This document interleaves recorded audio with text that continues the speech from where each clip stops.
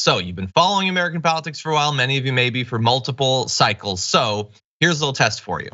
So you already just saw when a ballot measure is passed or might soon be passed, we know what they do. They just legislate against it or they ignore it. Corruption ballot measures have been completely ignored. Efforts to give the vote back to people who'd previously served prison sentences in Florida, they just don't allow it to happen. Okay, so that's on the ballot measures. Okay, what about this? Now imagine a state where the Republicans control the state government and Democrats win a race at the state level, okay? What happens then? What do they do in that case? When democracy has been allowed to proceed and they've chosen a Democrat in a place that Republicans control the state legislature, anyone know the answer? Okay, I'll tell you, they strip them of their powers. That's what they've done in a number of different states and they're doing it in Ohio. Democratic affiliated candidates have won control over the state board of education in Ohio. And within 1 week, Republican lawmakers are already moving to strip it of its powers.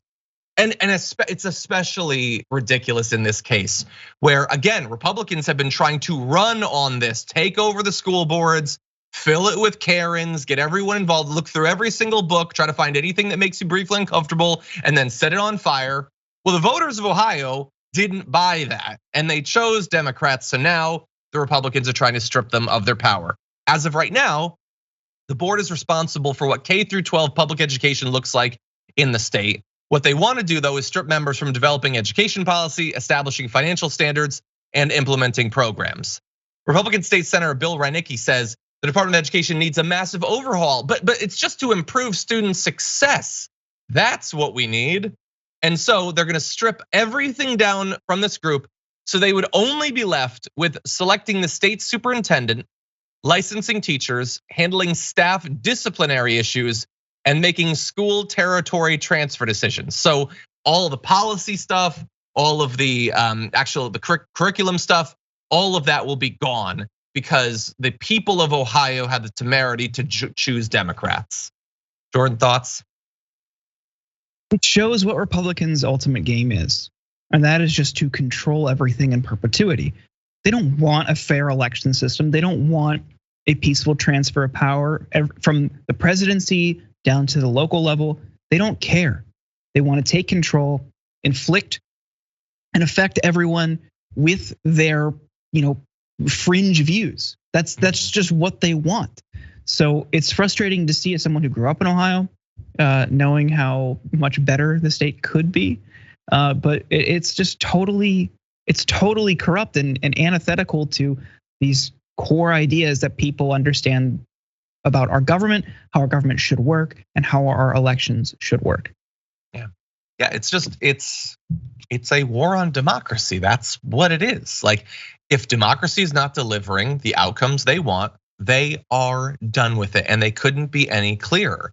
It has led to the way that they only accept actual elections when it benefits them, and they cry foul if they lose, even if it's completely understandable why they lost. They're not fans of the ballot measures. They're stripping away powers using. So basically, one of the foundational flaws in our system of government that's baked into it is there is always going to be a couple of things that they can keep control of, either because of the unrepresentative nature of the Senate or gerrymandering or whatever. And they will use those last remaining things to stop the other side from accomplishing anything, even if they win overwhelmingly. So in a lot of these states, you need to win a massive percentage of the voters to even have a majority. We know that they can use the filibuster to stop things in the Senate. Even if they lose that, they've got a majority that's gonna be very durable on the Supreme Court for a long time.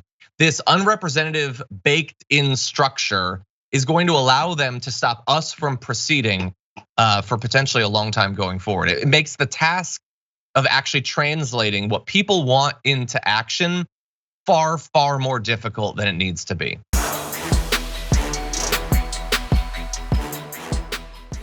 Check out the Damage Report podcast each day, wherever you get your podcasts, whether Pocket Casts or Stitcher or iTunes.